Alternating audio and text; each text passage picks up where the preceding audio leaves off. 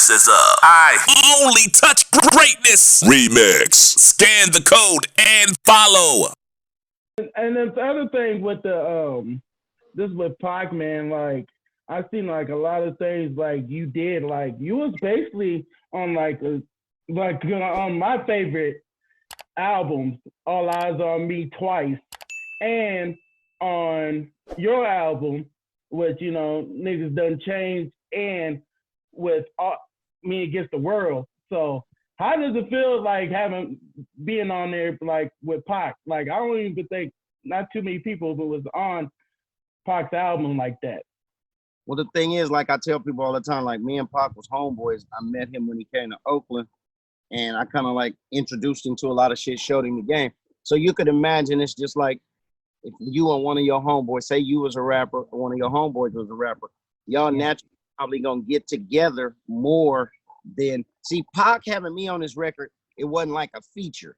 Like he might go do a Snoop, or he might go do a song with somebody, and it was like a feature. Whereas with me, it was more like I was there. He like, shit, you got a verse? I was like, yeah. He said, shit, come put some.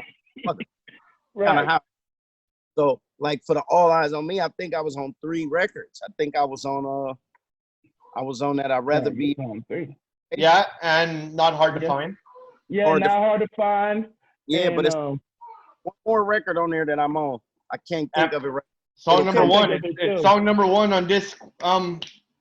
Ambitions as a Writer? No. No, I wish I was. No. You can't see me. Was, man. Oh man, that was the highlight. Now he took that to the face. He didn't let I don't think he wanted nobody on that. You feel me? Where did you get the name Richie Rich from? A chick I used to work with at McDonald's gave me that name. Because like I told you, I come from a good neighborhood. I come from up the hill.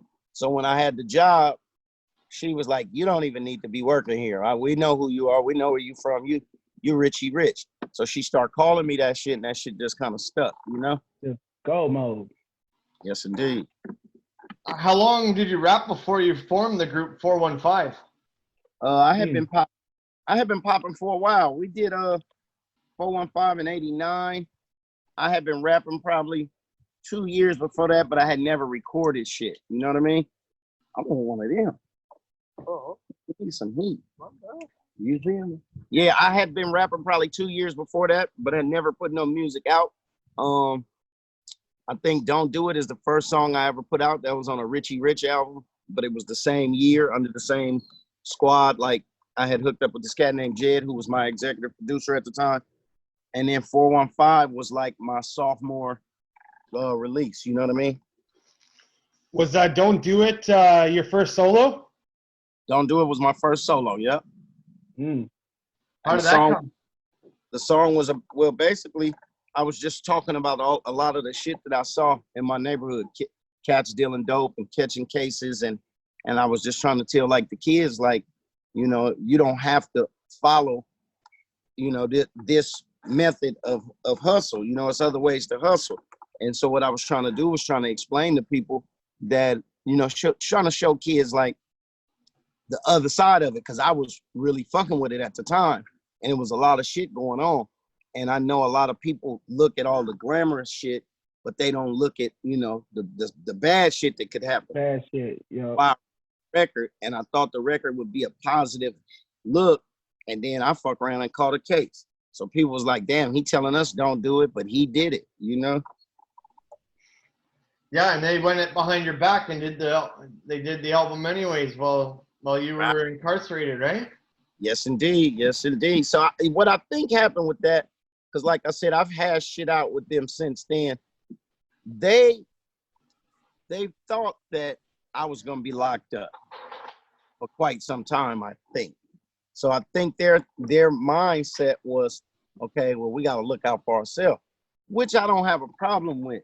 But I just wish they would have told me, like, hey, we're going to do a record. Because to be honest with you, I kind of got into it with Vlad, but I didn't go all the way into it. Is the person who got them signed at Priority was because of me. It was a friend of mine. Her name was Daria. And Daria is the one who got them signed. And she did it for me. She didn't do it for them. She did it for me. So the fact that they were sliding behind my back and do that, I just kind of felt betrayed. You feel me? Hey, cheers. Cheers on that. Cheers Hey. on that. We rock. There you go. Wait, Hey, you got it. Yeah. I usually have some motherfucking Cavassier with me, but I got water today. Hey, you know what's hell? You say Cavassier. I remember we used. So I'm gonna spin off the subject for a second. So when I first started drinking, we started gin was the shit we used to drink. Then we went. Then we went from Hennessy, and then we got Hennessy, got on Hennessy, and we got on that Cavassier. Yeah, yes, and sir. We got off the Cavassier, and we got on the Remy.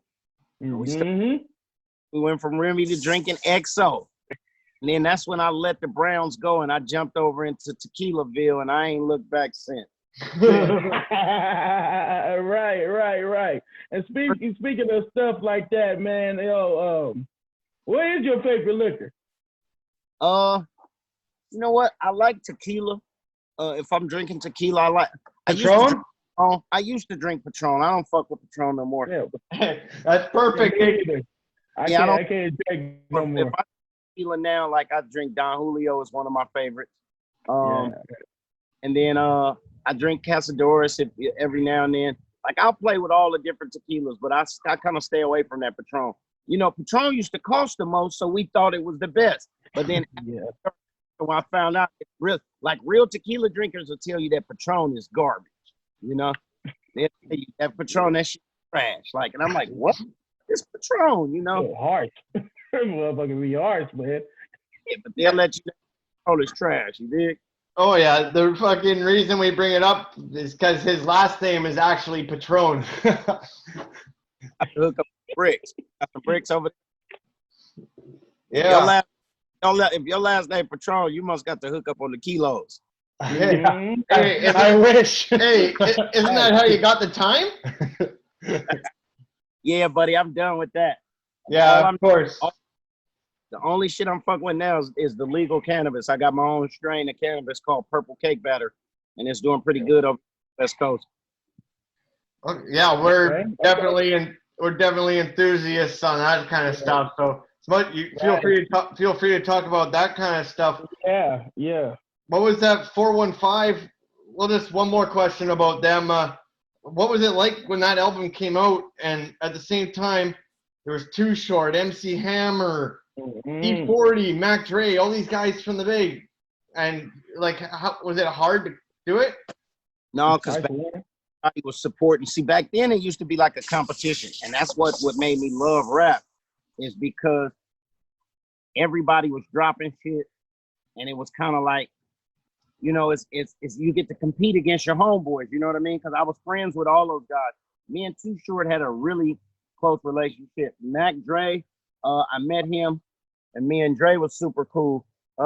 Whatever. There you go. Yeah, we're back. Okay, we were worried. Shit said low battery. Oh, so look, I met Mac Dre, and me and Mac Dre got real cool. I met Mac Dre doing shows. We used to do a lot of shows together. But like I said, Short was my guy. Like me and Short had been friends for a while, but we had never done anything. So back then it was like super competitive because everybody had to do their own album, and we weren't doing features back then. You know what I mean? It was all tough. Yeah, it was all competition, right? Yeah, because a Mac Dre album would be an all Mac Dre. Short would be all So that's how you used to tell who was the shit and who was the tightest, because you did your own thing. Nowadays, every album is like a compilation. So to me, I feel like the competition aspect of it has died down some, you know?